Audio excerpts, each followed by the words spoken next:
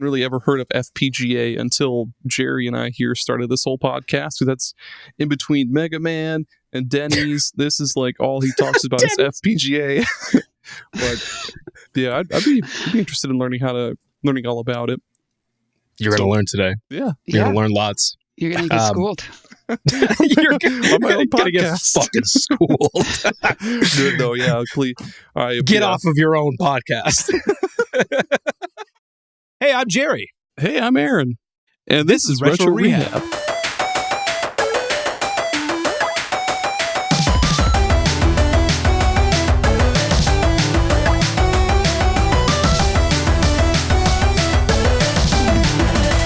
Welcome back to Retro Rehab. You know it. I know it. Aaron knows it. Everybody knows it by now. This is the greatest collaboration of all time. Tell him, Aaron. It is. Yeah. Listen to Aaron. Aaron knows. Today, we are very excited to have another guest with us today. Certified MiSTer Master, creator of the MiSTer Discord and core contributor. None other than... I almost did it. I almost did the thing. I almost called you the internet name. We're going to introduce you by your real name, Jamie, who also goes by Kitrinx on the internet. Welcome to Retro Rehab, Jamie. Hey, it's a pleasure to be here tonight. Awesome. Oh my God. Complimentary RC Cola under your chair. Feel free to take one or two if you want. No, RC Cola Cherry. Sorry, we're fancy here at Retro Rehab. We're fancy. Why does it have to be RC Cola? Like, why RC Cola? That's been my thing lately. It's RC Cola because it's just like the one nobody wants royal. To. It is. It's Royal Crown. It's fancy. I mean, RC Cola is not bad.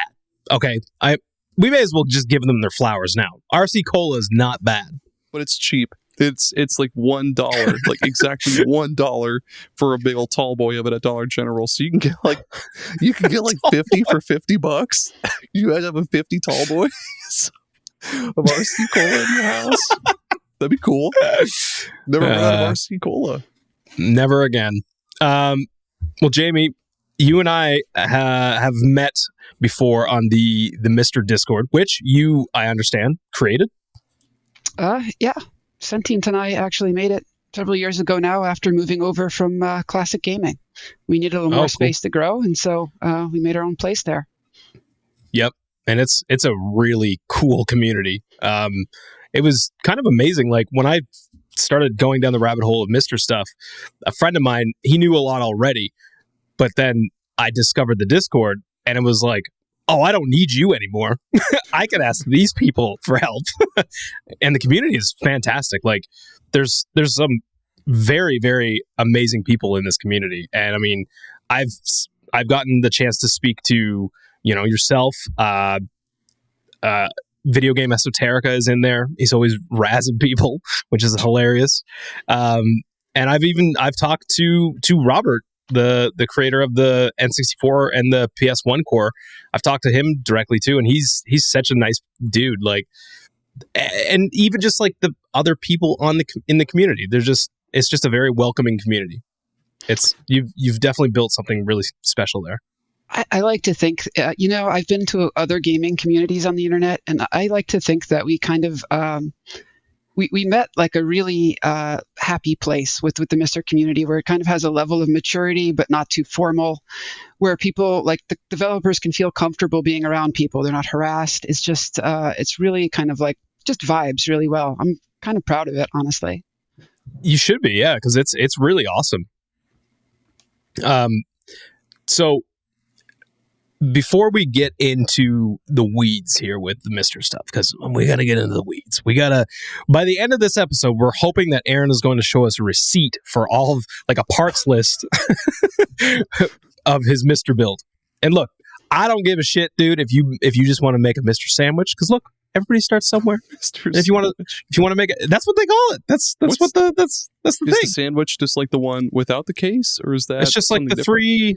It's pretty much what I have. You can't see it from where I'm sitting, but I don't have any fancy cases or anything on mine. I wish. My friend has the. It's just like three boards on top of each other, basically. Is that what you mean? It's the MiSTer sandwich. It's cool. It's tiny. Tasty. It's like it's like this big. Yeah, so we want to see a receipt list by the end of the episode. I've got my debit card ready. Yeah, got that PayPal fired up. Got the funds transferred over. Audio listeners won't be able to see it or hear it because I'm holding my debit card right now. Surely you've made enough money from all those back pics on OnlyFans, right? We'll be making a believer of you for sure. Yup. But before we get into that, Aaron, what could possibly be new in the world of retro? There's a bunch, actually. I dare you to. I dare you to pronounce the name of this translation. I was about to say, I'm going to butcher the hell out of this. Mizubaku Daibouken translation on the Sega Saturn action platformer 2D. Never heard of it. I'm going to Google it right now. It looks okay. Apparently, after I was reading up about this game, it is a translation. Yeah, it looks pretty neat. It's just like a colorful platformer. I don't know what else to say about it. It looks cool. I do want to try it out, but apparently even the Japanese version has a code that you could put in to just enable English, but that's weird. Enables it automatically. Okay. Yeah, what the heck? This reminds me a lot of Kirby and like how whimsical it is, but there's also like one of the screenshots on CD Romance shows the bad dude. He like lit their whole like planet on fire or something. The Fire Devil. Yep. So maybe not so much Kirby. It does look cool though. That's awesome. Yeah, it is cool. So check that out. Also, the Morph4K is finally starting to land in people's laps. If you don't know what that is, I guess, the competitor to the RetroTink. Jamie, do you have a RetroTink or any of those upscalers? I do not. The last upscaler I got was an OSSC. I don't have any of the fancy modern ones. That reminds me, you are the reason why I bought my OSSC. Do you remember that? Because we were talking about. I was talking about upscalers, and I was like, I kind of want to get this. Oh no, I know what it was. I don't have an OSSC. I have a GBSC because I was gonna get the OSSC, and you were like, just get the GBSC. It's like fucking $50. And sure enough, I go on Amazon, it's just $50, and that fixed all of my PS2 woes like instantly. Yeah, for PS2, that one is probably the better pick. OSSC kind of has like, it's not the greatest with interlay stuff. Yeah, no, it was like a friend of mine came over and he was looking at it. He was like, "Holy shit! Like this looks really good." And you only paid $50 for this? I was like, "Yeah, dude. Like that's it's a hell of a lot better than pay." Well, you guys only have to pay like what's a tank? Isn't it like $7.99 or something? I think there. Yeah. It's expensive. Shit, $799. Yeah, for the RetroTink 4K, but it's amazing. The same guy that was checking out the GBSC with me, he has a 4K Tink, and holy shit, that thing is wild. But it's also like, it's not just like a, hey, I'm gonna pick this thing up, plug it in, and play it. Like it is a rabbit hole to go down. Like it is very customizable, and you kind of need to set up all your different. Like it comes with a fucking basically like a TV remote that's like this long, with like all these buttons and like that thing's gigantic, dude.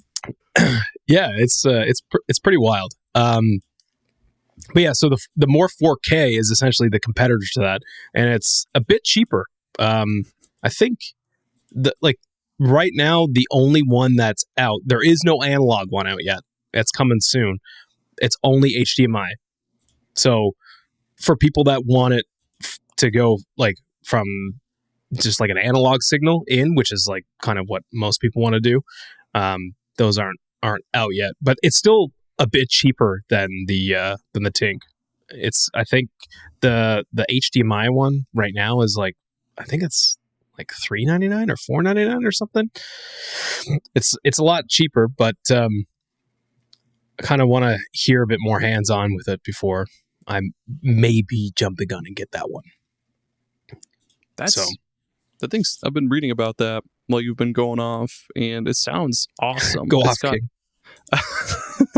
It's got Wi-Fi on it, Bluetooth. It's got a micro SD card slot, so you'd slap in user files and like color profiles and stuff like that. That's really, really cool. Speaking of color profiles, one of the first times that I ever heard anything about you, Jamie, you have like a color profile on what core is that? I think it's the NES core. Yeah, actually, I made an NES palette. It was pretty fancy, actually. I generated it mathematically. Most people kind of just pick colors, or they'll try to read from the screen and do other creative things like that. My approach was to take the way that the PPU worked and write a program that would generate the palette the way the PPU would generate the palette. And I say that like it's sort of a definitive thing. It's a gigantic rabbit hole that NES enthusiasts could chew your ear off about. But what it boils down to is that there's absolute luma values, because the chip didn't output any kind of RGB, right? So there's absolute luma values if you look at, YC. But there isn't really absolute chroma values. Those kind of vary between models and between TVs and things. And so I kind of picked like the most ideal chromas that would be realistically possible and applied them to the mathematically correct lumas. And it made, a fancy and really good-looking palette, I think. That's insane. But I think you said before that your background is engineering, right? I am a software engineer, yeah. Yeah, that checks out, because I would never. There's nothing about that entire paragraph that I could ever like. I could barely comprehend the terminology, let alone to implement it or even think about doing stuff like that. So that is absolutely amazing to me. So hats off. Well, if you ever have a spare, day, I'll go over the whole thing with you in detail. Crash course. Put my lab coat on. Yeah. Aaron, I'm very excited for you to read this next piece of. I really, really want to read this one. I've been waiting. I don't know how anybody has the patience for this, but Mario 64 has been beat without pushing the A button. Around 86 hours. Yes. Mario 64 has finally, after all these years, after all these tries, it has now finally been able to be beat. I'm pretty sure without cheats too. Like, this is not whoever did this did not use cheats. They didn't use cheats. I don't think they used glitches. They just didn't press A for 86 hours. That's insane. How do you even do that? How do you get past any of the Bowser stuff without jumping? Because like there's a lot of those carousels, and I'm having a stroke trying to understand how anybody did this. It doesn't make sense. You know what they probably, like, for the Bowser levels, they in I guess, I don't know. Yeah, I need to watch this. I don't know if not the whole 86 hours. I was going to say, I don't know if I have 86 hours to dedicate to watching Mario get finished without pressing A, but I definitely want to see some key moments. Like, I have so many questions, but yeah, folks, just wanted to make sure everybody was aware. All the listeners out there, Mario 64. I repeat, Mario 64 has been beat without pushing the A button. It only took 86. Don't you make him swim with the A button? Doesn't he like paddle by pushing the A button? Am I thinking wrong? Yes. But maybe because if you press the B button, he does that like little stupid grab, and he like flails around. Maybe they like did that, but yeah, I don't know, man. I don't know. I'm very confused. I don't know how you did. That's cool though. That's really, really cool. It is very cool. And a little piece of MiSTer news. Video game Esoterica has been tinkering with Conker on the MiSTer. Now, if you're not already aware, I think I talked about it before, of the very few games that don't work on the N64 core, because Robert pushed that fucker to its absolute limits. Conker was the big one. Conker was like the flag of defeat where we all kind of went, okay, it's okay. Let's just keep telling ourselves it's okay. It's fine. Like, we got damn near everything else. Like, ooh, we can't play Mahjong. Who cares about Mahjong? Like, we got Conker and the other. I'm serious. Mahjong was one of the other ones that does not play, and everybody just kind of went, so? Yeah, you can just play it on the 3DO if you really want to, man. Just boot up your 3DO that everybody has and play shit. Jamie, do you have a 3DO? I know you have like a bunch of retro consoles, right? Do I have what? Do you have a 3DO? That's one that went under my radar, unfortunately. That's crazy. How could a 3DO ever get under someone's radar? I know, right? Like, how could I miss this gem in the rough there? Goddamn 3DO. Sorry, Bill, if you're listening to this. Anthrax. Sorry, boys. Yeah, sorry. Yeah. But yeah, so Conker notoriously does not work on the MiSTer. It's not that it doesn't run. It does. It will run. I've played up to the area where you have to take the cheese to the rat, but it has like intermittent freezing where like you can't. There's no way to really predict until this crazy motherfucker started messing around with it, and apparently like because Robert made 2 cores. He made the turbo core and he made the regular core, and for some reason like, Jamie, do you know at all like why the turbo core is working more for these games? I think it's really, you're not going to like this answer. It's basically random chance. It's how things just line up randomly. Yeah, That's no, cool. It's just how things are lining up randomly. It's just not crashing because of how they're lining up. I don't think it has a better answer than that. That's so crazy. But yeah, so he's been tinkering with Conker, and I didn't watch it yet, but he had a video that he put out, I think last week, and he said that he's getting close to figuring out maybe like what is exactly that's crashing the game. So I don't know. We'll see. It'd be absolutely insane if all of a sudden it's just like, oh, the turbo core fixes everything. But who knows? He is a pretty brilliant developer. If anybody can do it, Robert's got my trust. That guy has performed some miracles in there, I swear. Yeah.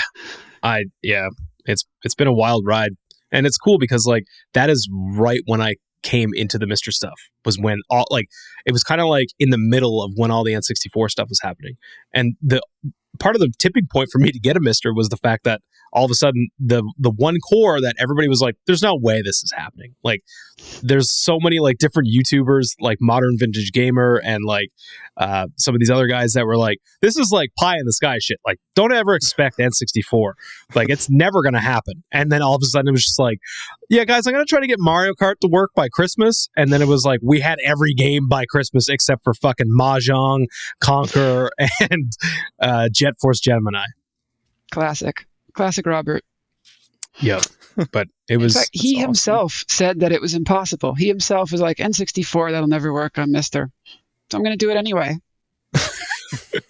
Didn't he, like, how did he do that?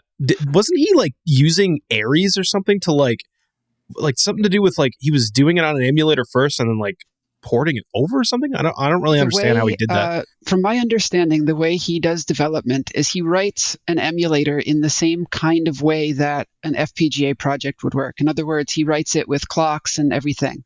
It doesn't run full speed per se, because it's doing a lot of low-level thing, almost like a simulation. But it helps him debug very quickly to be able to recompile it and run it quickly on the computer rather than the FPGA, because FPGA compilation can take, like half an hour sometimes. It's very slow. Holy shit. Yeah, it takes a long time to build things for FPGA. So doing it that way, he writes himself an emulator. And he'll use other things to reference too. So he'll use like working things as references to kind of help him figure out how things are supposed to look on his own thing. He kind of gets a whole picture together that way. It's so crazy, man. Like, I just like, Aaron, this is why you got to get a fucking MiSTer. Are you hearing this shit? Are you listening? I know my little Anbernic device, and I'm pretty sure most other non-FPGA. Well, any other emulator out there, yeah, N64 is a bastard. It's such a bastard. Like, I can't even get Wave Race 64 to run on my Anbernic. Like, guess where that works? Yeah, I'll give you MiSTer. fucking 15 guesses. Yeah. Then, I'm interested to see what it looks like with the turbo core with like 60 like that jiggly like polygonal ocean with the dolphins and stuff. Seeing that in 60 FPS, I bet it looks awesome. Yeah, man, give me that jiggly ocean. I don't know how else to describe it. It's like rigid. I've never heard of an ocean described as a jiggly ocean before in my life. I mean, oceans are pretty jiggly, man. They are pretty jiggly. I've never seen it. I've just seen pictures of it in movies. That old ocean of ours, man, is wet, wild, and jiggly. Stupid Iowa being landlocked and such. I'll never see the ocean. I am too. You've never seen the ocean? No. What? Yeah, I grew up poor, man. We didn't ever get vacations to go see the ocean. Like the most we ever got was like, I almost said South Dakota, but that's nowhere near it either. I don't think we ever took Your a vacation. parents never ever like tricked you right to like Lake Michigan and was like, yeah, that's the ocean. That's the ocean. Too poor. Sorry, too poor. Sorry, ocean. Too poor to go to Michigan. Pretty much, man. I'm sorry, man. This is like 2 episodes now in a row. I've been dunking on like your upbringing. Last episode, I was making fun of divorcee parents, and then Aaron was like, "Yeah." So when my mom met my stepdad, and I was like, "Oh shit, It's okay, dude. I'm sorry, man. I didn't realize." Oh man, next episode I'm just gonna shut this shit down. Mid-episode, be like, Jerry, that was really uncool of you.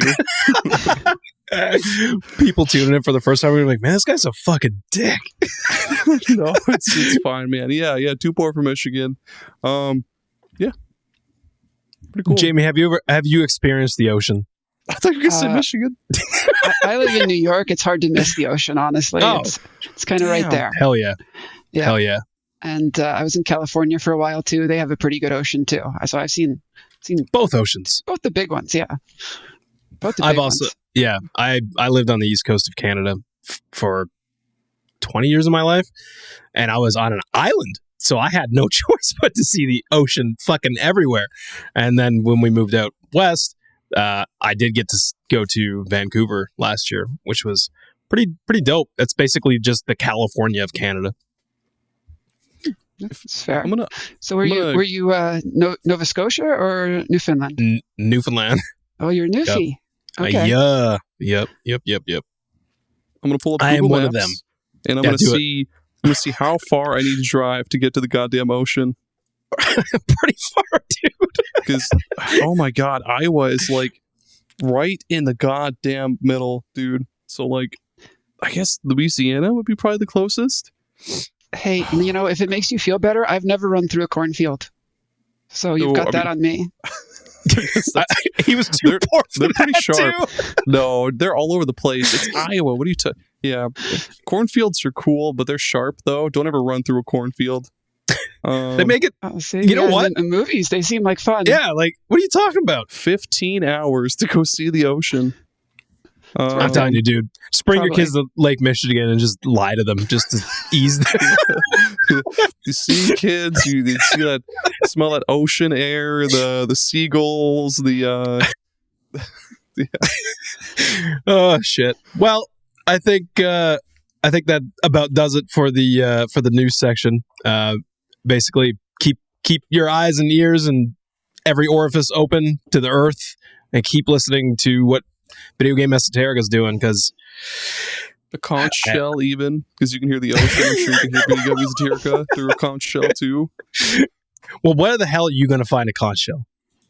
You could probably find in it a cornfield. Amazon. No. Yeah, there you go. Amazon, Goodwill. You can find behind a Denny's. You can find anything at a Denny's. Those Red Lobsters are closing down. I'm sure they got a couple conch shells. Oh fuck! I'm gonna have to bring it up. Let's throw some flowers down for Red Lobster, and no longer R.I.P. to Endless Shrimp. That's right. Yep. Everybody, you heard it. Third here first for the third time here on Retro Rehab. Red Lobster is closing over 50 restaurants because they are going bankrupt because of all the money they've lost in Endless Shrimp. So no more Endless Shrimp. Maybe no more Red Lobster. R.I.P. to Mr. Red Lobster himself, Mr. RL. Mr. R.L. Stein. Is that the same guy? Let's go to the next segment. Let's go to the next segment. I don't want to make fun of R.L. Stein because he's cool. That's what he is. I refuse to touch. Oh God! All right. Well, so because Jamie, you are well versed in the MiSTer, that is, going to be part of what we're going to talk about today. But you also informed me that you have a lot of really interesting information on some oddball systems and consoles and just some funny facts. I don't know if they're funny, but just maybe facts that I can guarantee you that I don't know, and for sure Aaron doesn't know. Okay. I mean, I have to admit, I have delved into some systems that most people have probably not even heard of, much less played. The short list that you said to me when we were talking on Discord did not. I've heard of them, but I don't even know what they look like. So it'll be fun to kind of poke around at what those are. Sure, absolutely. I'm very interested. Go on. First things first. About the MiSTer stuff. Let's talk about how you got into this. So, like, how did you start going down this rabbit hole? Like, what brought you? Oh, wait, sorry, shit, Aaron. Thank you for highlighting that. I fucked up our own show. Before we get into the topic, we ask all of our guests the same thing. What is your favorite video game memory? Okay, so I would have to say Christmas 1987. It was a good year. My brother got 2 games. You may have heard of them. One was called Castlevania, and the other one was called The Legend of Zelda. Jesus. So I was 9 years old. I'm kind of dating myself here. I was 9 years old, and he was 6 years old in that year. And so he got these games, and he was trying to play Zelda. And he was, 6-year-old. Zelda's a little tough for a 6-year-old. And so, I did what any big sister would do, and I got out the construction paper and the crayons, and I started drawing the maps. And so, yeah, I started drawing construction paper maps of The Legend of Zelda, so we could figure out where we were going, like around the overworld and in the dungeons. And we, like during that Christmas break, we must have spent so many hours together there, playing that game with its like 3 songs. And it's just kind of etched into my memory as just like the best winter break ever. And I eventually those construction paper maps turned into like a folder of maps that became like a thing that we did together. Just kind of like I was like the navigator and he kind of played the games. That was kind of like our thing that we did a lot. So that's probably amazing. That's probably my happiest memory there of retro. Yeah, and that's why we love asking that question, because it's a very personal question, but it's also like, it's a little trip down memory lane, and everybody's answer is always different, and it's really cool to hear all the different answers. That's so cool. Like that is of its time too. Like there was no internet. I mean, I'm not much younger than you are, so I to remember a time when you didn't have these things at your fingertips where you just be like, I don't know how to beat this, and type it into Google and then go to Game FAQs and look up an entire walkthrough to figure it out. You had to do that shit. You had to draw maps, which is crazy. I mean, I distinctly remember the Zelda 2 Palace. Have you ever played that game, Zelda 2? Oh my God! You know what? I've played it, but I've never finished it, because even now that game is hard, man. That's a hard fucking game. The final palace, I remember drawing the map of that. It looked like some kind of schizophrenic's drawing on the side of their cell. It was because it has all those warp rooms. It doesn't really mesh together properly. So it had all these arrows all over the place. It was just a huge mess. It's like a fucking Rorschach test. Yeah, it was like, I don't even know how this is working. Just keep going in circles until you find a new path. And was it the first Castlevania that he had as well? It was the very first Castlevania, just Castlevania. Nice. Period. Oh yep, no maps needed. just go right. That one's pretty linear. That one was easier. But Zelda was hard because you had to kind of Simon's Quest. So the thing about Simon's Quest, it has many things to criticize, but the thing I will stop to criticize is the floors that you fall through that have no indication that they're trap floors. And you have to restart the whole palace. It's so bullshit. The whole mansion you have to restart when you fall through those It is the worst. It is such bad UX. I think bullshit too, where the game is like, go here and do this, but it doesn't actually tell you to do that. Like when you have to cast, it was like a wind spell or something at one point to like the white crystal to one place. Yeah, that's what it was. Or you kneel with the blue. It had really notoriously poor translations, and also if you did well at it, they got the endings mixed up. So if you did well at it, you'd get the bad ending. What a horrible night to have a curse indeed. Yeah, like it was something really gloomy for a kid too. Like you die at the end. Like you win the game and you just die at the end. You do your very best only to get to the end, and they're just like, "Fuck you, kid. You suck at this game." Yeah, you didn't make it. Sorry. You weren't good enough. And that's where childhood trauma started for a lot of people. Oh yeah. That's why I am like I am today. For me, it was Duck Hunt, man. Fuck that dog. Laughing at your failures. Fuck that Duck Hunt dog, dude. And he was harsh teacher. It really was. I mean, I didn't get to play a lot of NES. It wasn't the system that I got first. But I do remember playing a whole bunch of Mega Man when I was like a kid. And just being like, this game's impossible. It's fun, but it's impossible. This is, I don't know how you're supposed to beat any of this shit. And I used to get pissed too, because I used to think that like all the Robot Masters, when you pick them, that's who you got to be. And I was like, this is dumb. Every time I pick these guys, I don't ever get to play as them. I was a dumb kid. We all were. Yeah. Kids are stupid. But yeah, so that is a fantastic memory, and thank you for sharing that with us.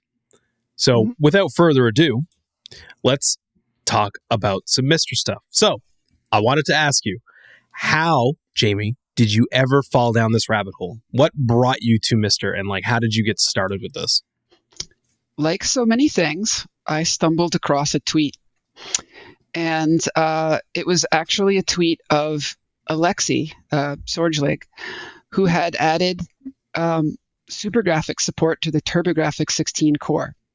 Now, you have to understand that back then MiSTer was very rough. It only had like blurry ringing artifact video. It didn't have any filters. It didn't have any settings for that. It was like the Game Boy core had 2 color palettes. It was like eye-searing white and lime green. Like it was really quite rough. There was no Super Nintendo core. But I saw this and I was like, this, because at the time I had all the real consoles. I had them all lined up. I was because I didn't really like the state of emulators. I was really discontent with emulators. Like they were good, but they didn't really capture the proper feel of an original system. The audio is the thing I was the most sensitive to, and there's really almost no, at the time at least, there was almost no software emulator that had less than 100 milliseconds of latency on its audio, and you can feel that. That's several frames of latency on the audio. Most people are more sensitive to the video, but the audio cues lining up actually is significant too. If you play them side to side, you'll feel it. So anyway, I saw this as like, this is rough, but I can fix this up. If I get involved with this, maybe I can get it to where I want it to be. And that sounds a little ostentatious, but I was like a software developer. I'm like, I can chip in here. Maybe I can help this get to a place I want it to be. And so, I started getting more involved. I started being the person that sort of brought info to others. If you remember Smoke Monster, he was one of the YouTubers that brought a lot of information to the masses originally, and a lot of his information came from me. So I had a MiSTer while he was still, like, he didn't have one yet. And so I would kind of explain how it was like working to him, and I'd give him clips of it and other things like that he kind of got word out. Excuse me.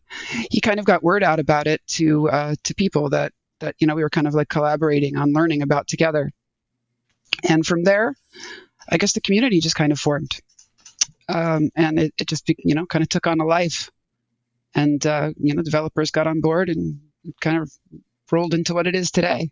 That's crazy. I did not know that you were involved that early with MiSTer. Yeah, it was, I think, early to mid 2018, I want to say, somewhere around there. Wow. Yeah, I think the first time that I ever heard about MiSTer was on Giant Bomb, because Jeff Gertzman and like Brad on Giant Bomb, they were really into MiSTer. I think Jeff still like does like his retro streams, and I used to always be like, man, what the fuck is he playing on? Like, it looks so ancient looking, but like he's got like this crazy library of games, and like he would talk about this MiSTer FPGA thing, and I was just like, I don't know what the fuck that is. And I just kind of ignored it for a long time until a friend of mine, he got one, and I remember when he like showed it to me, I was like, what the fuck is that thing? And he was like, dude, I just want you to play Super Mario World on this, okay? I just want you to play this. And I remember playing it and going, oh, why does this feel so different from everything else that I've played for the last like 15 years in emulators? Like, why does this feel different? And to your point, it even sounded different. So then he starts showing me the Sega cores, and he's like, listen to how fucking good this sounds. And I quickly started realizing that the MiSTer had a level of accuracy that it was like very noticeable when you actually play it. Like, Aaron, if you ever get your hands on a MiSTer, you will immediately know what we're talking. You're get PayPal going right now. I'm gonna have to, man. Like, I really enjoy shmups, especially like vertical ones. But on a lot of like on my little Anbernic device, it's a horizontal screen, so the screen is smushed, and you've got like the black bars on the sides. And to try to get it set up to Tate mode, where it's like vertical, it's a pain in the ass. But it sounds like MiSTer would be the way to go with that. Like, it might be easier to set up that way, but yeah, the latency is a pain in the ass on those sometimes. Well, latency and accuracy are two of the things that we care a lot about those. So it's not really just a matter of FPGAs being useful or conducive to those things doing well. It's also because the developers who are attracted to them care a lot about those things. So it's sort of twofold in that sense. Kind of a chicken and egg situation. Like, it's a medium that lets us really express the accuracy we want to see when we're making a core. Yeah. It's now, Aaron, I did tell you before though, like to actually alleviate a little bit of that latency that you get from, because on the Anbernic it's all running through ArcOS, right? Yeah. So it's all retro. So yeah, you gotta turn on that run ahead. Turn run ahead on to 2. Yeah. Put it on 2, and it should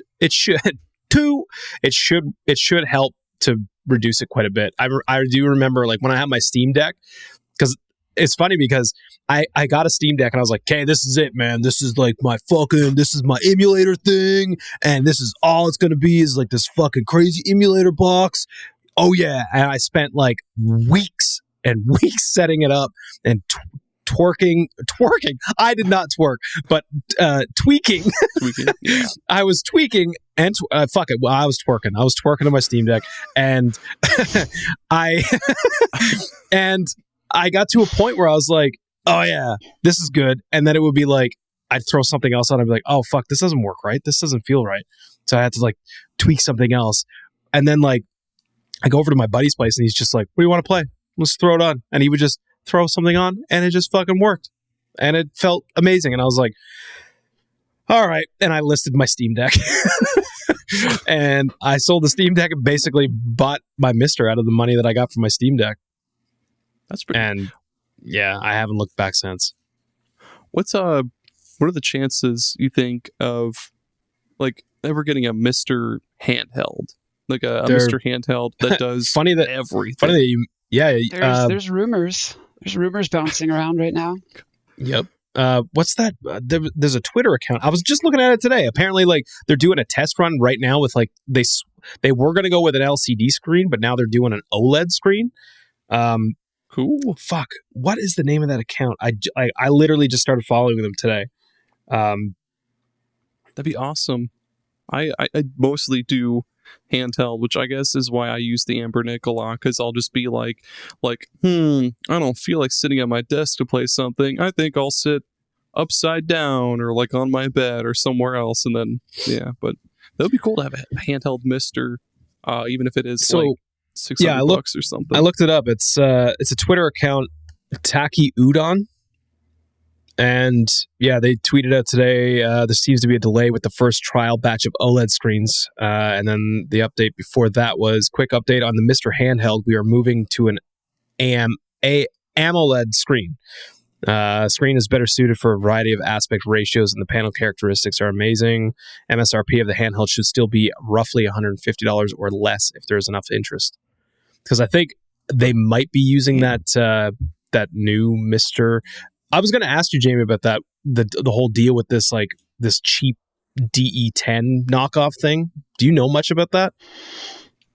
I've been following it. I'm still reserving judgment on it until I see what they come out with. In the FPGA space, there's been a lot of promises, and I'm kind of at the point where it's like, okay, well, I mean, maybe they'll get something out, maybe they won't, but I'm not going to really count my chickens before they hatch. Like if they can get out like a well working board that's made to like good quality standards, that for the prices they say, that's going to be amazing for MiSTer users. So don't get me wrong, I really hope they do, but I'm not going to subscribe to this is coming out until I kind of see things appear, see things materialize. Because 150 for a handheld, that's ambitious. If they can pull that off, it'll be outstanding. Yeah, especially like, because I mean, if you're comparing apples to apples, essentially with the Analogue Pocket, that's $229 US, I believe.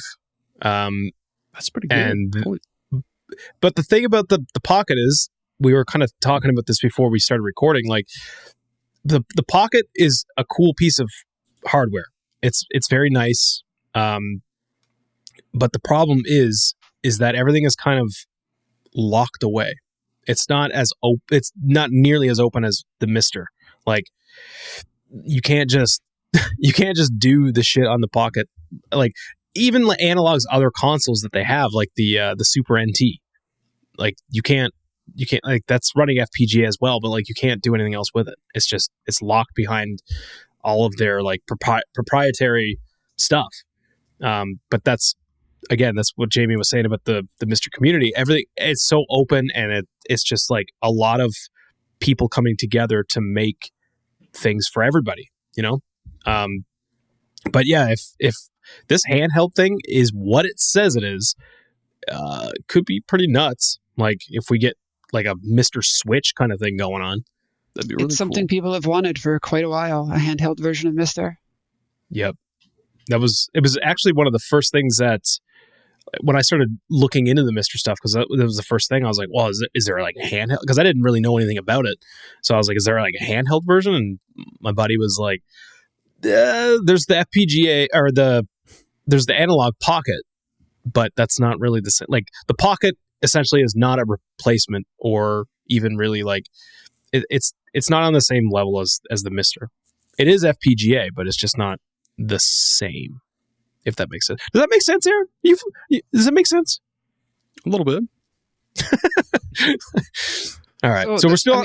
the Pocket, the Pocket's a good piece of hardware, but it has like a more specific use case. Like if you want an FPGA in your pocket, I think it's a great little device. It has a wonderful screen. Everybody raves about the screen on the Pocket, but it does have it's $299 to start with $40 shipping. And like the dock is extra. I think it's like extra 100 or something, I want to say. Oh, yeah. It is. I paid for like it. If you want it on your TV, it's like a little extra dollars there. And so it's and the number of cores and the polishedness of the cores for it are not quite on the same level as MiSTer's. So it's like kind of one step behind generally in like what's available on it. Actually, the better cores on it are the ones that were community developed after they opened it, like allowed everybody to use the open FPGA on it. Like those cores are far and away better. The only caveat with those other cores, there's a weird trade-off. You either, and I think we talked about this on the last episode with Matt, Aaron, talking about how there's a trade-off of like these cores are better, but a lot of them don't support save states. Which I don't mind not using save states, but you can't put it to sleep because it uses save states to go to sleep. So there is like a little bit of a trade-off. Yeah, but it also the development on it is a little slower too. It has a smaller FPGA. That's one of the reasons it can't support the save states, is because they tend to be kind of big, and the FPGA is a little smaller than MiSTer, so it can't hold the extra logic that it needs for those.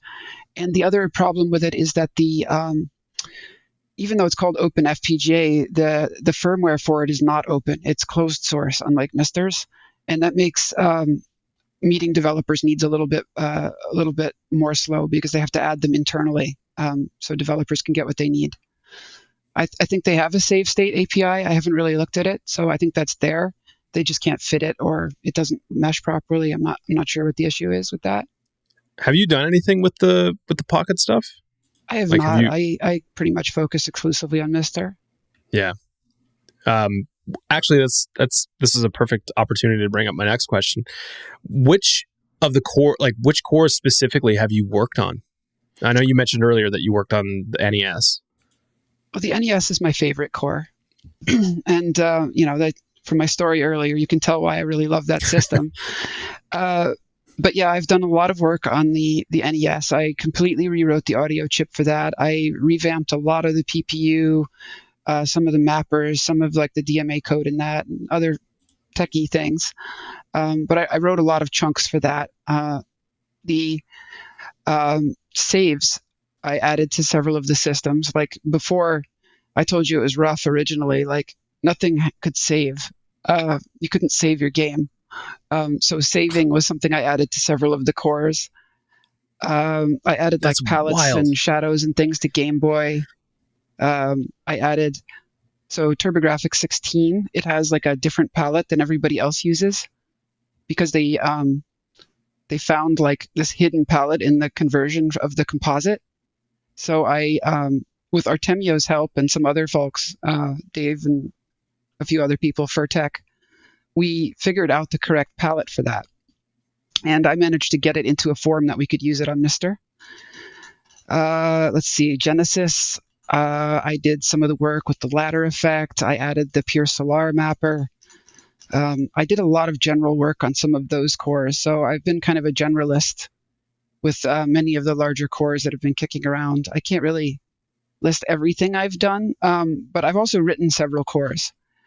So the Atari 7800 and 2600 core, I wrote that one pretty much completely.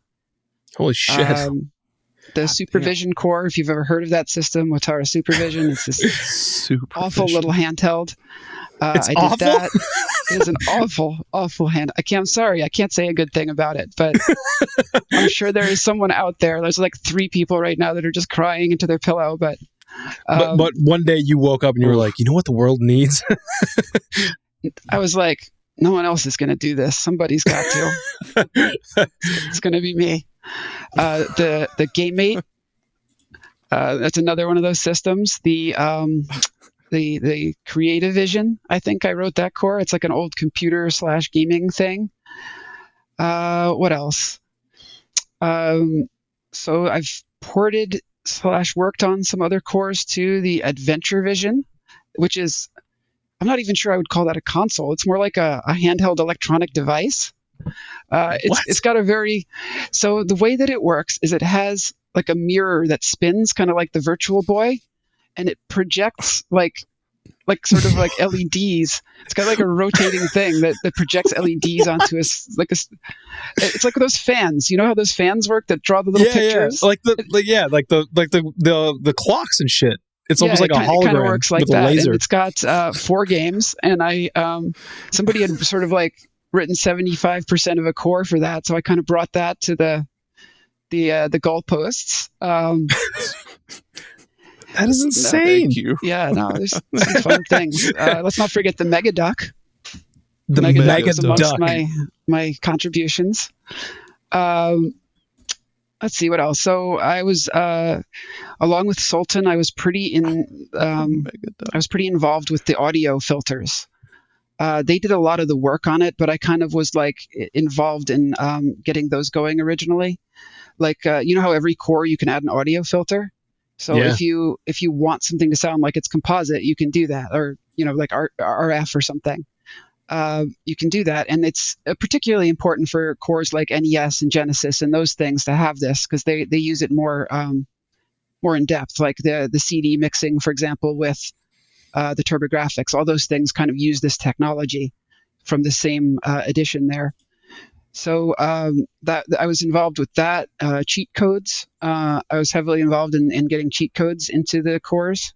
Oh, so that whole system, yeah. That's awesome. So Rimsky, who is he happens to be a MiSTer fan. He is also the I don't know what to call it, the leader of game hacking, where all the codes live. Oh.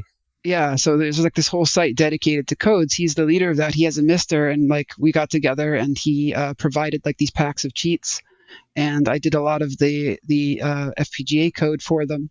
And so we got that going. And that's one of my favorite features, because I don't know about you. I don't have time to grind through Dragon Warrior anymore. I know. I swear to God, you have saved my fucking life because of these cheats. Like, there's a lot of times we will get to like I think it was, I want to say Mega Man X5. We got to Sigma, and we were like, this is fucking impossible. How the hell are you supposed to beat this? Like, it's impossible. We were like an hour and a half beating our heads against the fucking walls trying to beat this last boss. And finally, my buddy was like, you know what? Fuck this. We're turning on cheats. Just infinite lives. Fuck all this. And that's what we did. We turned on cheats. But I mean, I've definitely used cheats for other things too. Like, I think we definitely used, because I mean, look, you probably know as well as I know, if you're playing Contra, the goddamn Contra code is still not enough. It's not enough. So we just were like, just give us, you know what? Give it. I don't need invincibility or none of that shit.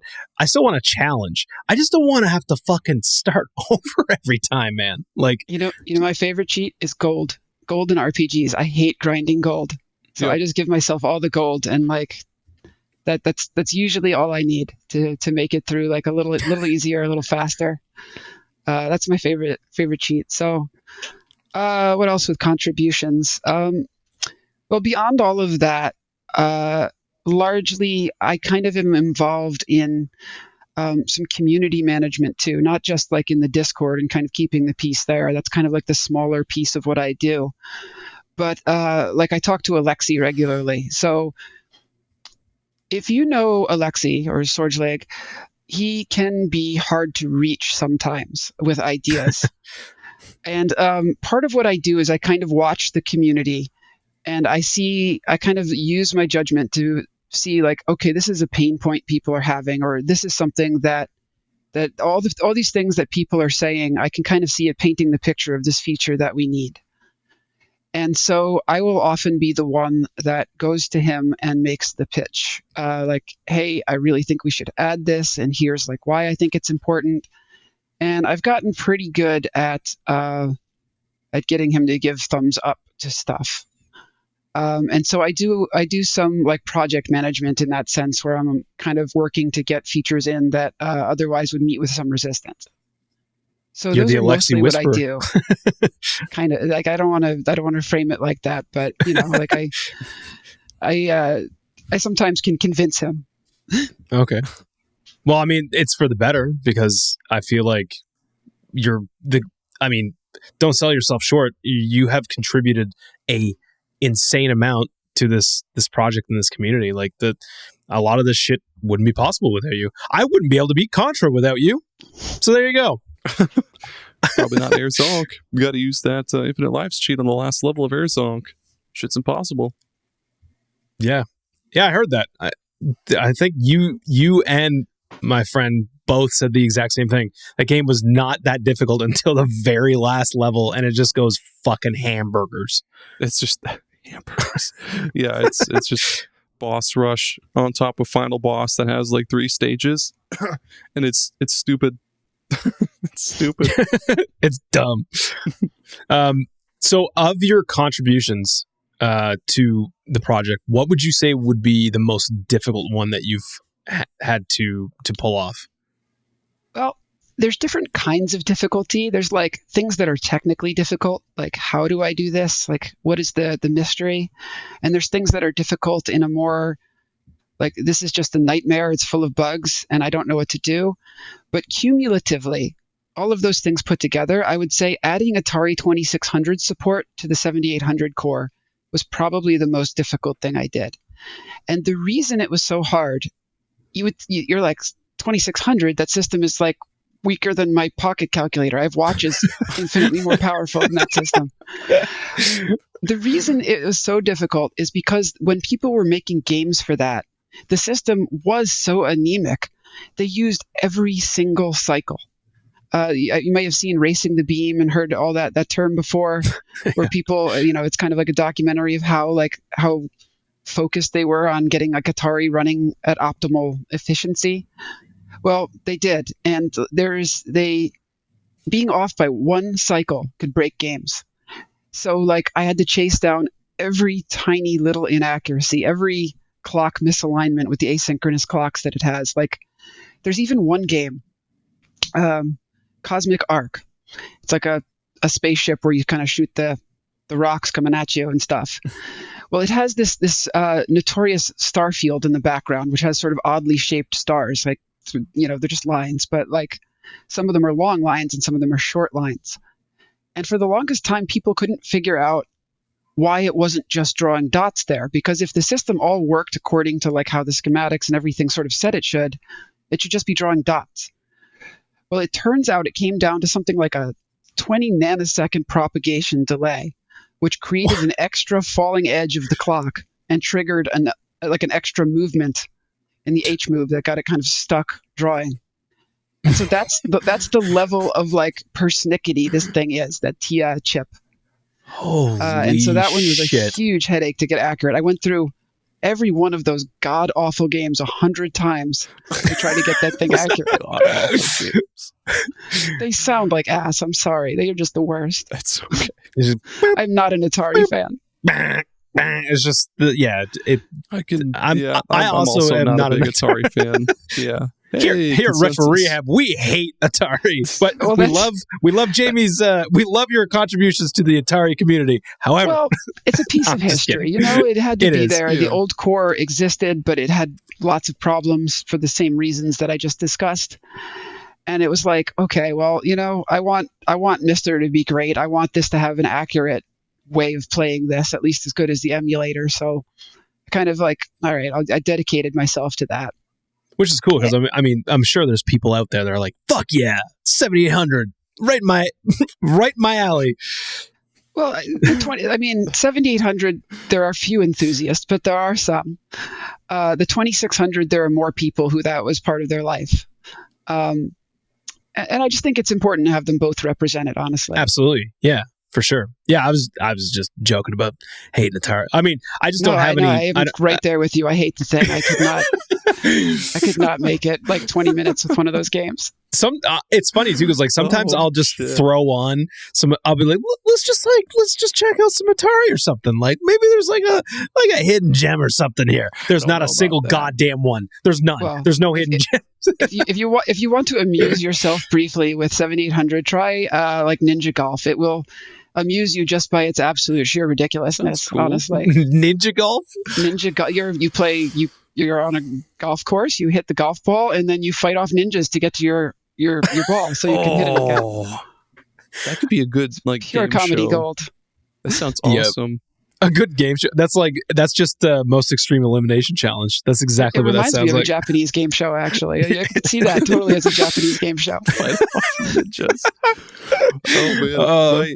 On my Anbernic thing, I have yet to ever add I guess I've added like 2 Atari Jaguar games to it, but I have yet to ever add an Atari 2600 or anything in between that. I've added like a couple Pokemon mini games, like little Pokewalker, I think is what it's called. The little Pokewalker that came with Gold and Soul Silver. No, is there never? What is? I think there's a different thing called the Pokemini or something like that. But I've installed a Pokemon. There's Pokemon a Pokemini core on MiSTer. Yeah, that's probably what it is. I'm thinking of. Yes, okay. I got those mixed up, but yeah, I've installed like 5 Poke Mini games, but not a single Atari 2600 game. I'll be goddamned. Well, if you ever get drunk enough, try Warlords. It's a paddle game. It's actually fun with enough alcohol. Hell yeah! It's basically just it's like a 4-player Pong where you're sort of defending your. It's kind of like it's kind of like air hockey, you know. It's like that, but with 4 people. Oh, it's got a really air cool hockey's cover. better, but you know, it's kind of I'm trying to find something that's okay for it. I'm sorry. Digging deep, trying to find those Atari gems. I'm watching a little video of it, and yeah, it does look like fun if you had a bunch of really drunk friends around. Yeah. Ooh, it's the Mario Party of 1980. No, I want to be the purple paddle. No, I'm the purple paddle. This friendship is over.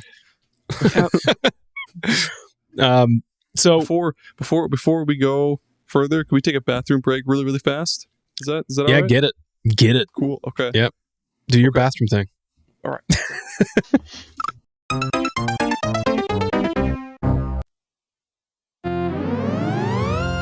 I was looking at kind of like comparing the price of, say, getting one of those big MiSTer kits that comes with like the aluminum case and like the heat sink and all that stuff. By the way, no fan. That's awesome. That's really, really cool. But, you can do fanless, yeah. Yeah, I have the fan in mine. When I went to build mine, those aluminum cases were sold out, and I messaged Pork Chop, and he was like, "I actually am like totally sold out," and I was like, "Ah, shit." So I did not snag one, and then when they came back up, I was gonna grab that purple one because I fucking love that purple one. I want that green one so bad, dude. My Dev MiSTer is one of Pork Chop's cases, and I love it. And the one that I throw in my bag to take on like vacations and stuff, that is actually one of the Retro Castle cases. If you've ever seen them, they've got like the 3 buttons, they look like Skittles on top. It's kind of like a different form factor. It's a little bit smaller. So what they do is they combine the USB board with the I/O board. And so you've got like only four USB ports, but it's flatter. It's like a smaller package. And they have like a nice pink, like aluminum one. That's what I've got for like my travel / living room MiSTer. That's your travel MiSTer. Yup. Aaron, again, dude, it's time. It's time. Get the wallet out. Yeah, I was doing like price comparisons between like the MiSTer, and then you guys were talking about how the Analogue Pocket, like it's cool, but it's like it's kind of meh at the same time. It's probably about like the same price to buy. Now that I'm looking at the Retro Castle site, there you can buy like a whole, like the pink one. I'm seeing it right now, $467. You can buy it for $467 USD. The MiSTer or the Analogue Pocket, that thing, if you got like the console, if you got the Pocket itself, the Pocket and the dock, it's fucking expensive, dude. And all of the add-ons for like Game Gear and Neo Geo Pocket Color, all that stuff, that probably run you the same amount of money as it would to just buy a goddamn MiSTer. So, and it does not have analog out yet, from my understanding. They have like some kind of analog converter, but I don't think it works with that at the moment. But if you care about like analog, I don't know if you're a CRT person or not, but that's a deal breaker for some. They've got transparent cases. Oh my god. Oh yeah, there's a lot of really yeah. See, this is we got him, Jamie. He's starting to go down the rabbit hole. I can see it. We can see the fucking glare of money slipping out of your fingertips. This is the sound of falling down the rabbit hole. Thump, thump, thump. It totally is. This one's shit. Okay. Yeah. I'm going to get a text next week and Aaron's going to be like, I can't afford to do retro rehab anymore. I had to take a second job. I just sell my camera. I sold everything in my house for a MiSTer. Second mortgage, everything. Like Jeff with those the Game Boy Advanced. With the e-reader cards. Yeah. The e-reader cards. With the MiSTer, can you use like original controllers from other consoles, or does it have its own like proprietary controller that you have to use with it? That's an interesting question. So I would say that the best way to use MiSTer would be with USB controllers, like a PS5 controller or whatever your modern controller of choice would be, because it does support pretty much all of the modern controllers nicely, and it's got very low latency. And if you want to fall down that rabbit hole, we have spreadsheets of how fast they go. Like, we know the latency. I went by that spreadsheet. Was it Vampire that made that? That was Lemonisi and Pork Chop, actually, together. Really? I mean, it was sort of a community effort to get the ball rolling on that, but Pork Chop kind of spearheaded, like, really expanding it into a lot of controllers. And then Lemonisi turned it into a nice searchable database. Yep. It's very, very nice to go through that. But, and dude, sorry, go ahead, Jamie. I will say one more thing. If you want to use like an original controller, like you have some NES controller, like the NES Mega or something that you just have to use, you can use this little device we have called Snack, which interfaces directly with the FPGA. And it just talks just like it's talking to a real system. So you have like the authentic controller operating on the system. That's awesome. Like if I further down the rabbit hole, I've got 8 million NES controllers. I've got like 3 Dreamcast controllers and some VMUs and stuff like that. That's intermediate stuff. Intermediate stuff. After your MiSTers come in the mail, we can get you started with that. Let's keep talking about MiSTer. The thing that I will say though is that there are controllers that you would think would be a lot lower latency that aren't. And one of the weirdest things that I came across was when I discovered, because I was like, oh well, with this N64 core, I'm going to play with the Nintendo Online N64 controller, the one for Switch. And everybody was like, just make sure you play wireless. And I was like, why the fuck would I play wireless? It is lower latency wirelessly than it is plugged in directly. Switch controllers are so slow. They have such a weird protocol too. They're oddball controllers. The Pro controllers or the all of them, all the Switch controllers are. None of the Switch controllers are really fast per se. Weird. Now the PS5 controller is like blazing fast. That thing is like 4 milliseconds. It's very good. That's cool. So that's the one I would recommend is the PS5 one. And you can use the touchpad as a mouse in like any cores or a light gun in games that. Oh shit! I didn't know that. Yeah, that's awesome. What? It's hard to play them that way, but if you just kind of want to just dunk around with it. Yeah. Here's a question about light gun stuff. What would you recommend is the optimal way to do light gun stuff with a MiSTer? That's very subjective. I personally like Wiimote because I'm not that into light gun games. It's a little bit different than the original experience of a light gun, where you're just like a 10-year-old like touching the screen with the light gun and trying to hit the ducks. But if you are the kind of person that needs the CRT/original light gun experience, you can do that with Snack. So I would say Wiimote, mouse, or Snack, depending on you, what you need. Okay. I didn't realize that you could use the Wiimote. Do you just have to get like a USB sensor bar? Yeah. Oh, you just pair it. It knows what to do, mostly. Holy shit. You're kind of blowing my mind now because I did not know that was possible. And there's so many cool arcade like light games and shit.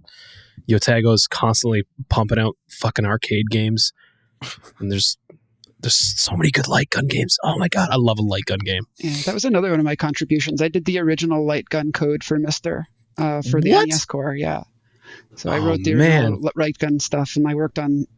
Alexi did like the framework part of that, and I did the core part. And so the original like stuff for that was I was part of that. So hang on. Here's a little bit more in-depth question about the Wiimote stuff. Okay. Does that mean that I could play Mario Paint with a Wiimote as a mouse? Yes, it can work as a mouse. Oh, That's cool. Shit.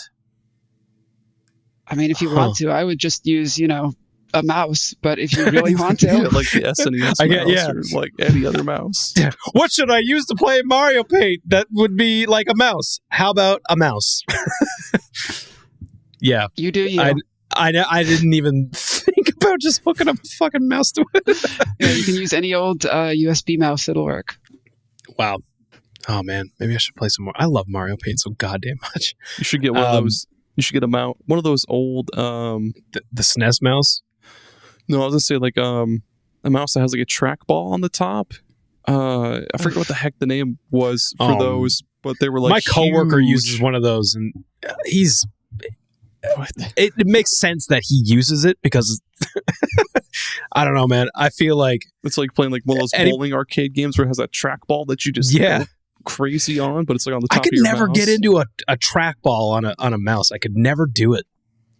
Even though, dude, like music, like in music production, it's a huge thing. And as a music producer, I cannot get behind it. I just can't.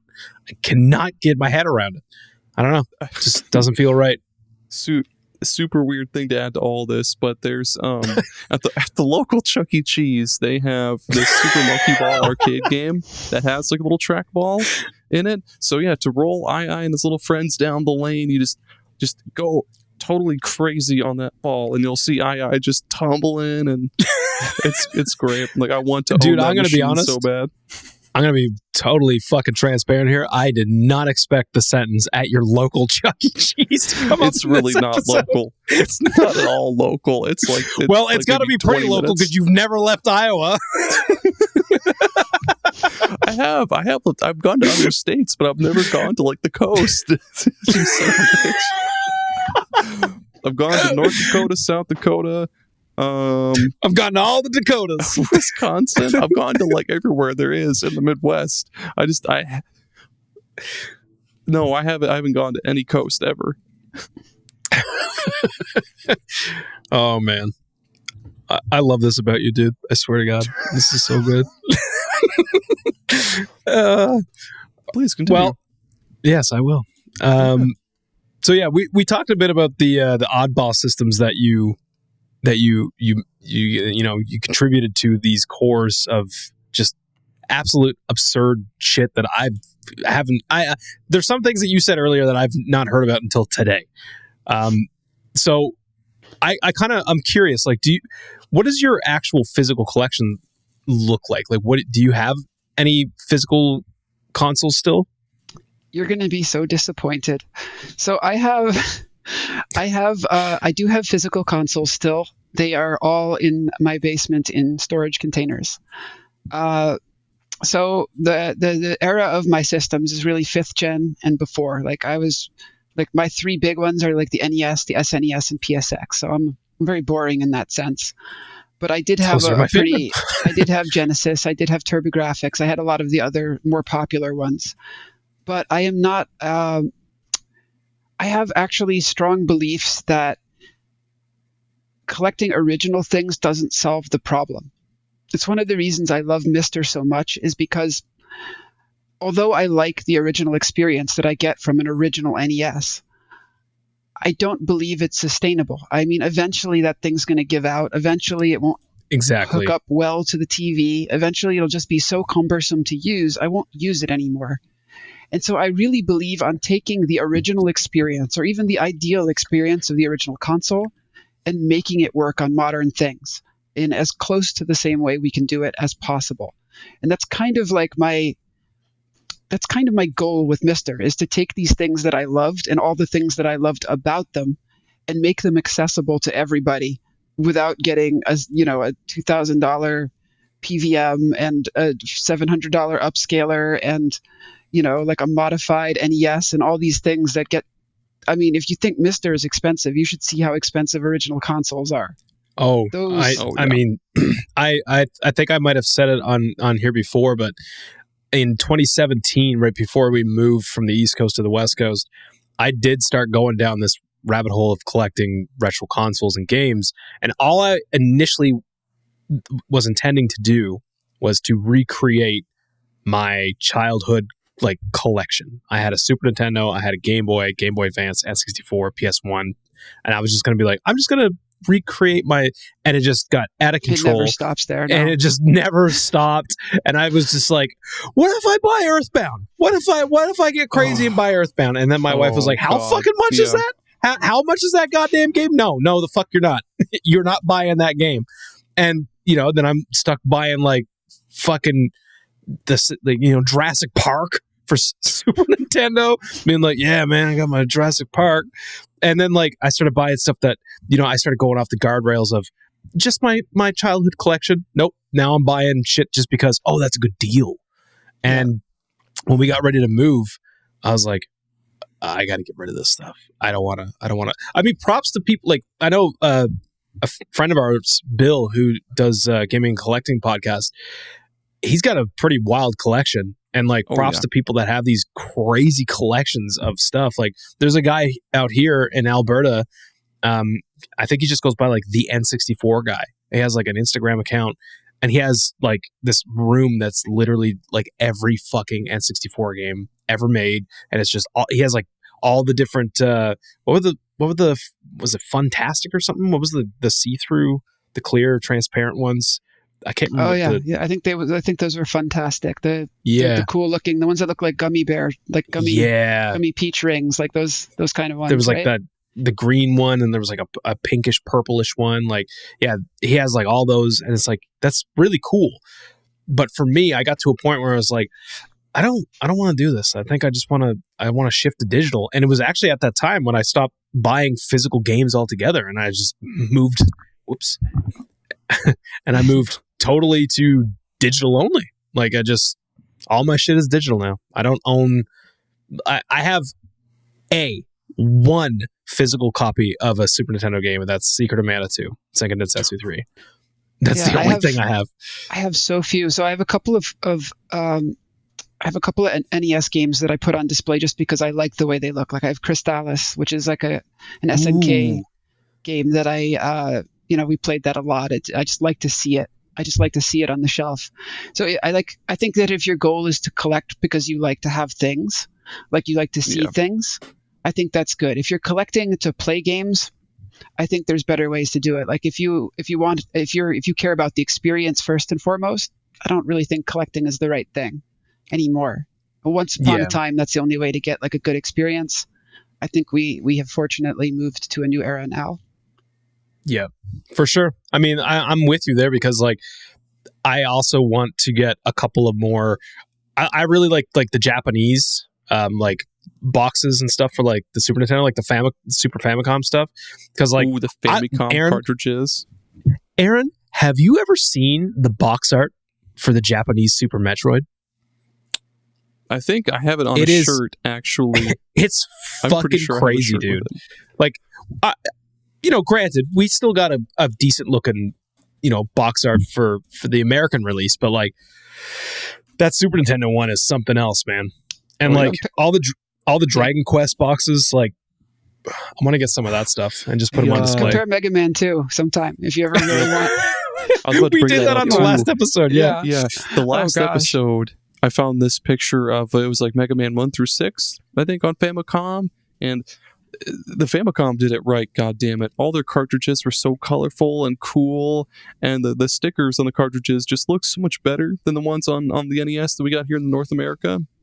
We were talking about how like it'd be cool to just buy those and frame them because they look so fucking cool. Like it'd be fun to I mean that Mega Man 2 box art, Jamie, yeah, you're right, is like atrocious in North America. It's like what his heel is like broken and like his arm is backwards and like he's got like why is Mega Man a 52-year-old man? Like with weird like squatting expression. Like what is he looks like? Like who is this man? Oh, that's just Hank. Hank goes out and fights crime in his blue tights. Mega Man 3, they were getting closer, but Mega Man looks like one of the Rice Krispie dudes. He looks like a fucking Cabbage Patch Kid. And in Japan, they got these cool anime things too. It's like these cool anime things. Yeah. Oh God. I think the Chrono Trigger box was also better in Japan, if I'm remembering it correctly. Is that just like the plain white one? I think. I want to say it had like those cool like didn't it have like a more? I could be misremembering because there was a lot of cool Chrono art. But, no, you're right. Yeah, it's white. It's just like a white thing, but it has the whole cast of characters on it. Yeah. I thought that was good, wow. though. Yeah, Right. It looks really good. Yup. Man. I'm a sucker for these like the Japanese box arts. I'm going to Japan in March coming, and I'm Let me know how probably that going to ocean stock. looks. I'm probably going to stock up on a bunch of I'll take lots of pictures of the ocean for you, Aaron. Okay. I should just like take a Mail picture me of like a the jar of ocean water. No, I'll just take I'll take a picture of just like the color blue and be like, look at it, Aaron, because you won't know the difference. Construction paper. It's the Find carpet a on wave the pool plane. or something. It's just the maps that Jamie made back in '87 for Zelda on blue construction paper. Like, look at it, Aaron. Look how pretty it is. You just spilled some of your Japanese Snapple on the ground. You're like, look, Aaron, it's the Atlantic or whatever. See how jiggly it is? Oh shit! Oh man. I don't know why I love the fact that you haven't seen the ocean so much. I mean, it'll happen one of these days. We're talking about going down to going down to Texas or something one of these days. But with kids, it's tough. But You eventually, might see the Gulf of Mexico. It's a lot like the ocean. that's true. That's as close as I'll ever get. Just keep telling himself lies at all these places that aren't the ocean but look kind of like the ocean. We have lots of ponds and like lots of lakes in Iowa. So I mean, like they have waves, so it's like It's the really- same thing. Yeah, they're basically the same, just scale. I live close to a place called Pigeon Lake. Pigeon Lake, Pigeon we have Lake. Skunk River. That's cool. Yeah, is it? Welcome to Iowa. Fucking, I have some river, Hudson. Have you ever heard of it? Hudson River? No, I don't it's a little river. think The Hudson so. River, man. That'll get you. That one's that's a doozy. That one. It's where the mob No, we're dumps talking you. about they're making fun. Well, not they, but Jerry's making fun of me because I've never seen the ocean. Oh, see, Cheyenne's never seen it either. Thanks, Cheyenne. Yep. She was looking at vacations. She's in the other room just scrolling through pictures of. She just Googled the ocean. She's just scrolling and be like, just looking at the ocean. Okay, let's keep I'm going. sorry, Cheyenne. I'm sorry, Cheyenne. Oh, man. All right. Retro Rehab. Yeah, baby. So, what was I going to ask? I mean, the notes are in front of me. Yeah. Well, I mean, we're kind of going over it, talking about the physical collection, which is fine because like I don't own. Well, I own a Dreamcast and a PS2 and a Wii U, and that's like I have them for my setup because like there's no real good way to do a Dreamcast, so I just went and bought one. But I also did that GDMU mod and just loaded a fucking terabyte micro SD up. And away you go. I kind of feel like that about the I don't know, the DS and 3DS. That's the only one that I've really collected for because there really isn't a good way to play those games. Like you can't play. I mean, you kind of play them on your phone, but it's not the same. Like you don't have the actual stylus in your hand. You don't have the beeps and the boops of the 3DS UI and stuff. It's not the same. You don't got that 3D that hurts your eyes after looking at it for 3 seconds. It's not bad. It's not that bad. It kills your battery, but it's not that bad. I always turn it. There's very few games that I've ever played with it on. Actually, you know what? I think the best implemented Kirby Planet Robobot. that was pretty good. but the NES remakes that they did in 3D, yeah, they like work really Excite well. and shit. Like they actually look really cool. But yeah, so Jamie, Mm-hmm. what would you say is the most wackadoodle system that you know of? Because, like, I mean, you said some shit earlier that had my eyes rolling in the back of my head. Because I don't know what the fuck a Mega Duck is. I don't. I thought that might have been like a spoof of like the Mega Drive. So the weirdest one that I know of that I would consider like an actual console. I mean, the Adventure Vision that I mentioned earlier with the spinning LEDs, that one's way up there. Yeah, that is that some is weird amongst shit. the top. There's one, it's less interesting, but it's got the CPUs on the carts. So like every cart is like its own little system that you plug into it. That's called the Cassette Vision. That one's pretty strange. Wait, what was there really any Mario shit for that? There's no, absolutely not. That was because I like just Atari era kind of stuff. Hang on, I have to show this because I don't even think I've showed this to you, Aaron. Uh-oh. Where the fuck is it? I like how the Mega Duck, I was looking up on Wikipedia, it's also known as the Cougar Kid. That's a pretty cool name. It's a bizarre. It's a system that people only know of because its name is so weird. The Mega Duck. Mega Duck. What you got? This is a cassette tape. Trapped in the what? Perilous Trapped Pit. Okay. What is that for? It's like an audiobook? Exactly. I don't really know, and I've had this since I was a child because this is from 1990, and yeah, I remember when we were moving out this way, my mom was like, "Hey, why don't you stop by the house and make sure that like if there's anything in our basement that like you want," and there wasn't a lot, but like I remember looking over and seeing this thing and being like, "What the fuck is that?" So for the listeners, I'm holding a cassette tape that has the Nintendo logo on it and Super Mario Brothers Trapped in the Perilous Pit. I don't have any way to actually listen to this, but I believe it was part of like some like it came with a book.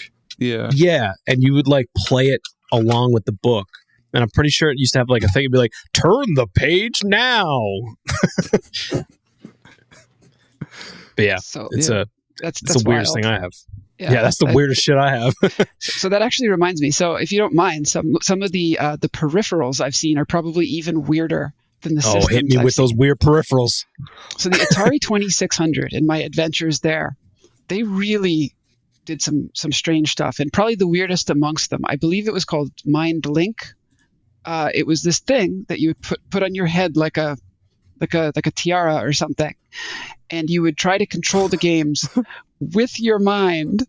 Mind, and it was actually trying to read like your temporal muscles. I don't believe that one made it to market or was on market long, but it was a real peripheral that Atari was actually trying to develop, the mind thing. The fuck? And I guess it read like your eyebrow muscle twitches or something. And needless to say, I don't think that one tested well in the market groups or whatever. Man, oh man, we thought the Power Glove was shit. Looks like a Naruto headband with the Atari logo. Yeah, did you find it? Yeah, it's I found a flyer for it where they're like, our newest brainchild, the Atari Mind Link system. Yep. Oh, what and the so heck? there was also there was a sing-along tape for the Atari, and this is what reminded me of it. There was like a Smurfs and Berenstain Bears sing-along tape for the Atari, and it had like a tape cassette thing, and it would somehow control it back and forth. And I don't think I ever implemented that because I just couldn't find like enough information on the device. But yeah, you could play this game along with like the Smurfs singing along with it in some way. It was like an educational like counting game kind of thing. Holy shit, man! What was that? Gamate? That was just a very mediocre Game Boy wannabe. It had a green and white, like a green, like a pea soup colored screen. with sort of like, very, very Game Boy-esque, but maybe a little lower quality, if you can picture that. You probably can't because you could barely see the Game Boy screen as it was, so there's not much to picture. But in any case, it was just a really like poor quality Game Boy, basically. And the Supervision you mentioned? The Supervision was a little more fun because for a while there, they were actually trying. They really wanted to make something. It's a Chinese system. It had a variety of games, nothing that you would like. They were mostly like knockoffs of games you might recognize. One of them, I believe that's the one that had Snake.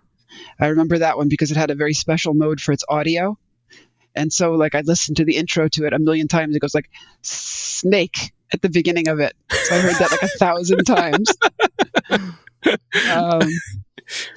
That one's kind of a funny system. It's mediocre to an extreme, even subpar to an extreme. It also had a poor quality screen with horrible ghosting. So that was the biggest problem, is you couldn't see what you were doing because the ghosting on the screen was so bad. You know what's like kind of weird? This is kind of a side. Over the weekend, a friend of mine was talking about how he kind of wanted to grab another GBA because we've been playing the Four Swords on GameCube with our pockets, and he was like, if we wanted to add a third player, like maybe I just grab like a cheap GBA. But then he was like, I kind of want to get one with like the screen mod. And I was like, why don't you just get the SP101? Isn't that like the one that everybody goes for? And he was like, actually, that thing is, to me, he was like, not as good as getting like the OG one with like a good screen mod. Because he said like, and he was like, I don't know if you knew this, but I guess the 101 has like kind of bad ghosting on it. Well, I believe the 101 had 2 different screens that it could have, if I'm not mistaken. I think the older screen did have pretty bad ghosting because they hadn't really adapted to the backlight. And the later ones, they got like an OLED screen or just a better screen that had less ghosting. And it was a more appealing one. But it's hard to figure out which one you're going to get until you have it. Oh. And honestly, I would say that the form factor of the original was nicer. The SP is kind of narrow, for adult hands. It's the clamshell thing is cool, but like, yeah, I don't know. The original, I had the original, like the nice wide Game Boy Advance. I had a purple one, and it's pretty comfy. It's a nice little console. Yeah, I like them too. Of course, I would just play these on MiSTer, honestly. I prefer, like, my eyes just aren't what they used to be. I prefer the big screen now. Yeah. Even playing, like, I've been playing Mega Man Battle Network on my pocket, but sometimes I'm like, am I losing my vision? Like, this screen is, I know this is a good screen, but am I going blind? Am I losing it? Yeah. It's like your warranty expires when you're 40. I know. Your warranty expires. Oh, shit. I got to use that one on my wife next time. I'm like, man, your warranty's been up for a long time. Okay. So yeah, she's going to love that. She's going to love you for that. Yeah. I should record the reaction. Blooper reel. Blooper reel, yeah. All right. Well, why don't we take a quick commercial break, and then when we come back, we will do our closing, say our farewells, and get into our random recommended games. Yeah. We'll be right back. Hey, Aaron. Yes, Jerry. Have you been feeling, I don't know, a little sluggish lately? You've been feeling like you're a little out of shape. A little flabby even. Can't really get rid of that last 5% of body fat? I think it's time that the people know. We are proud to be sponsored by Trevor Belmont's Whip It Into Shape VHS Workouts. Trevor Belmont! Medusa's head be flapping around everywhere, all over the goddamn place, and Trevor Belmont ain't gonna have it. He's gonna whip your ass into shape. He's gonna be bumping and grinding, whipping and slipping everywhere. It's gonna be fucking chaos. There's not gonna be room for error anywhere here. the skeletons, they're there, they're crumbling all over the place. That's because they don't work out enough. Get out of here, skinny nerds. Gotta pack some beef into those gills. You gotta fucking work that shit. And Trevor Belmont is not gonna take it easy. No, sir. He once put Richard Simmons directly into the hospital because Richard Simmons could not keep up with Trevor Belmont's whip it into shape VHS workout. Alive. You've heard of P90X. Now get ready for P90 Sex with Trevor Belmont's whip it into shape workout VHS. DLC? Yeah. That's the DLC. That's the naughty DLC. But yeah, we're not fully sponsored by that one. Yeah. We're trying to get sponsorship for the sexy one, but we don't have that yet. buy the entire 16 VHS set. Get one free. Get the 17th one free, and you'll get Workout Jams cassette tape, which is just the same one song on a constant loop. You have to rewind it every single time. After the entire 3-minute song plays, you got to rewind it. That's I know I said it's on a loop, but luckily it's for you, song. it is the song Vampire Slayer. So you're just gonna be killing it. Oh yeah. Oh yeah. Rondo of Blood. There's not gonna be any room fucking for error. TurboGrafx CD version. Oh. I'm doing the gorilla chest. Those beat. ass cheeks are going to fill those seats so well. They're going to be so defined. You're going to be able to put on your favorite pair of tights and your best corset, and you're going to be whipping it into shape with Trevor Belmont's Whip It Into Shape VHS workout. You'll be doing calorie blaster workouts such as whipping a chain whip against the old tractor tire for 6 hours straight while listening to Vampire Killer.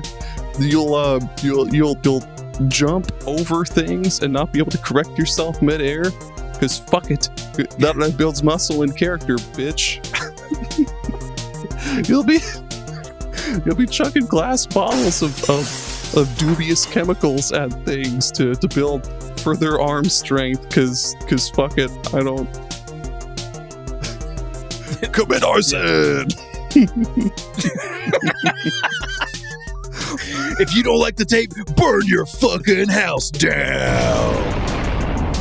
I don't know what's in those bottles of holy water. Maybe it's holy water, maybe it's gasoline. But fuck it, burn your family to the ground to the tune of Vampire Killer. Because they could be vampires. Donate ChristAlive.com. We'll put it in shape. That's right, folks. Whip it into shape. Whip it into shape. Good, like Trevor Belmont. Get those ass and Vivo. Mm-hmm. And Vivo. Thank you for the sponsorship. And we're back on Retro Rehab. Previously, Aaron dropped his glasses. Couldn't find out where he was. He fell off a cliff. And into the ocean for the first time. I was going to say it. I was going to say it. All it took was for me to lose my vision. Fucking Mr. Magoo over here. Perhaps the real Jesus. ocean was the friends we made along the way. Jesus Christ, dude. Oh, man. Aaron, what time is it? What time is it? Tell him what time it is. Time for random recommended games. Oh, man. Random recommended games. All right, this is the bittersweet part. Yep, this is when we have to say goodbye, but we always leave you with a treat before we take off. And this week, of course, we have our lovely guest here. And Jamie, what we do is we recommend a game, just any old retro game that you just feel like, hey, you know what? You folks out there should throw this on sometime. I love just throwing things on and just giving them a go. And that's kind of what this little segment is. It's just telling folks to try something out that they may not have tried before. So if you were to recommend a random game to somebody today that you're like, hey, you know what? Check it out. What would that be? Well, being a NES person, the game I mentioned before, Crystallis, That is a fantastic game. A lot of people have never tried it for the NES. Wonderful game. I highly recommend it. It's got a very open world sort of adventure feel to it. I've always meant to throw that on, and I actually haven't. I know what it looks like, and it's definitely up my alley for the type of game it is. So really weird that it's an SNK game though. It's still really cool. Is it SNK? It is. Yeah. It's SNK. Isn't it like an action adventure game? Yes, it is completely out of their wheelhouse. I don't know why they decided to experiment, but it's a good one. I like it. It's very hard. Is it really? It's unforgiving. Is there any cheats on the MiSTer for that one? Oh yeah, there's definitely cheats for that one. Hell yeah! There you go, folks. That's the way to play it. Yeah, there was a Game Boy port too. I think you just said. Yep. I'd suggest the NES one, honestly. Yeah. I will. You know what? I will take you up on that recommendation, and I will definitely try Crystalis. Is it a very long game? Not by modern standards, no. It's if you know what you're doing, it's pretty quick. Okay, sweet. I like that kind of thing. I've been playing too many massive games lately, and I've been really enjoying playing some shorter, like nice games. Animal Well was a lot of fun after coming off of Final Fantasy VII Rebirth. Aaron. Yes. Buddy. What you got? Give me that sauce. Like any good children's birthday party, I'm going to leave you with some goodies, a good old goodie bag or two. Castlevania, a couple of cans of RC Cola in there. Yeah, a couple cans of RC Cola, a handful of like pennies, because like I don't need them. Like, you can have them. It's treasure to kids. Kids love pennies. Picture of the ocean. This is a picture of the ocean that I once got from an encyclopedia. It's yours to have. Like Castlevania Aria of Sorrow is really, really good.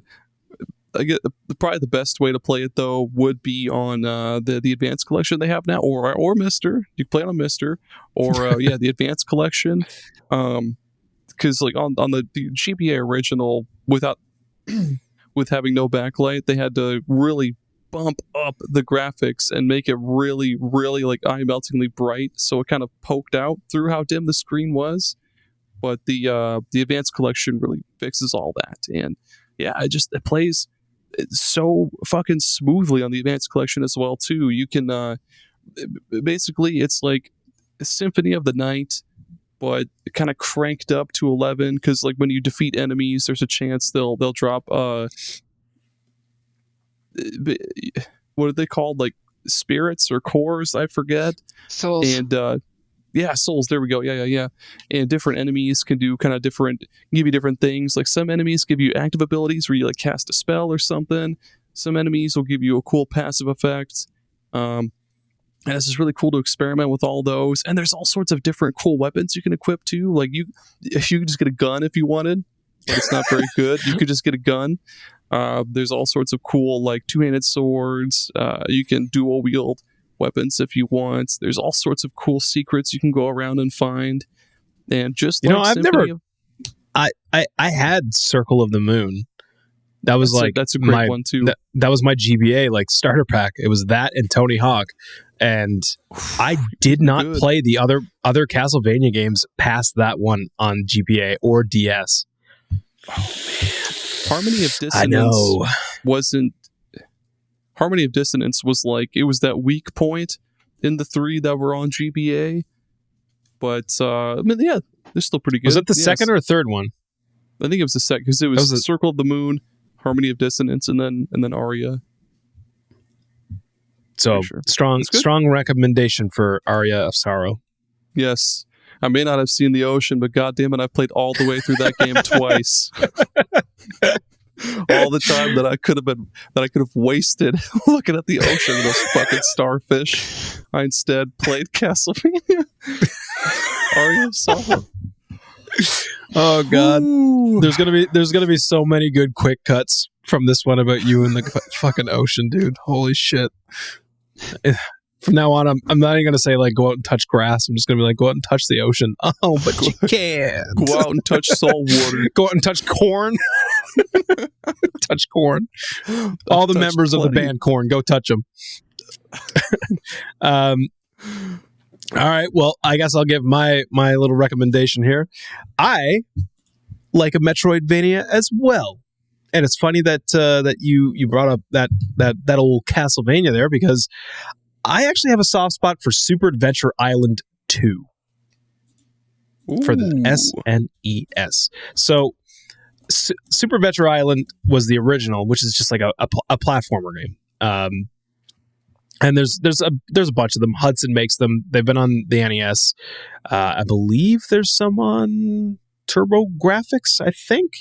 And this one in particular, though, Super Adventure Island 2 for SNES, is a Metroidvania. Like, it has this like progression lock of like, you could explore around like this world map, and like you get different things to go back to other areas. It's really interesting that this game has those things. But then after kind of doing some research, this, I don't know if it's a blatant copy or not, but like it was definitely trying to rip off like the Wonder Boy games. So like those old what did Wonder Boy start on? Was that the Master System, I think, wasn't it? The Wonder Boy games? Yeah, I'm pretty sure they're Genesis. I may be mistaken here, but aren't they the same game? I thought they licensed them differently, but they were... I could be misremembering, but I could have sworn Wonder Boy was also licensed as a different game for other systems. But it was like the same game, or the same IP, might be right. At least. Yeah, it could be, because they are very similar. But like the original Super Adventure Island was like, it was just a straight up platformer. But then, yeah, Super Adventure Island 2 went completely in a different way. Like it kind of reminds me a little bit of Zelda 2 in a way. Like it's kind of got that kind of feel to it. And God damn it, I got to go back to Zelda 2 because like I want to beat that fucking game. I've not gotten very far in that game. And I have my save file on the MiSTer that I started not that long ago, and I definitely want to try to beat it.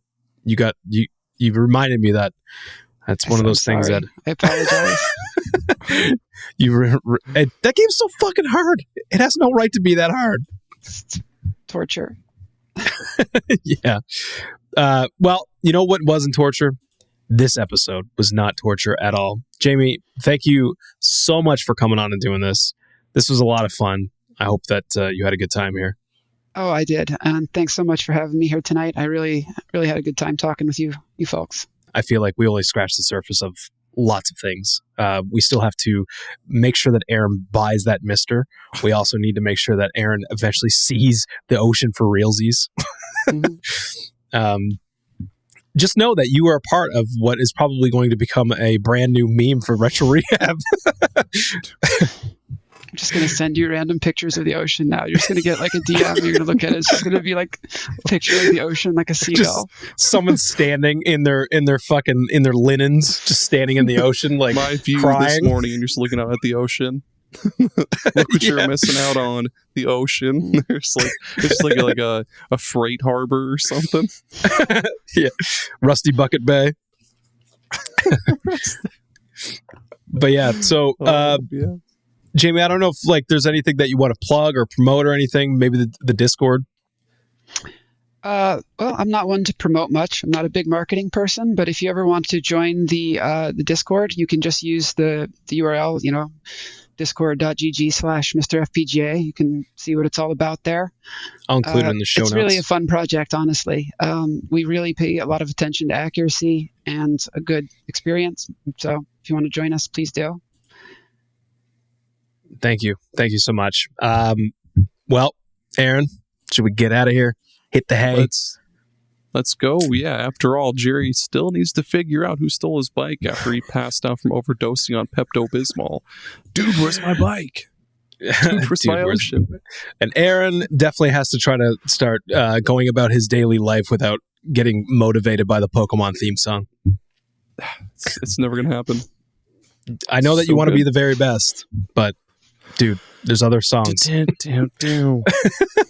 All right. Well, thank you so much for listening. You can get us on all your socials at Retro Rehab Pod. Go check out the MiSTer Discord. I'll put that in the show notes. Again, Jamie, thank you so much for coming on and doing this. I will definitely be talking to you again shortly, I'm sure, and hopefully get you back on sometime. Fantastic. Awesome. All right, folks. We'll see you on the next one. Aaron, say bye.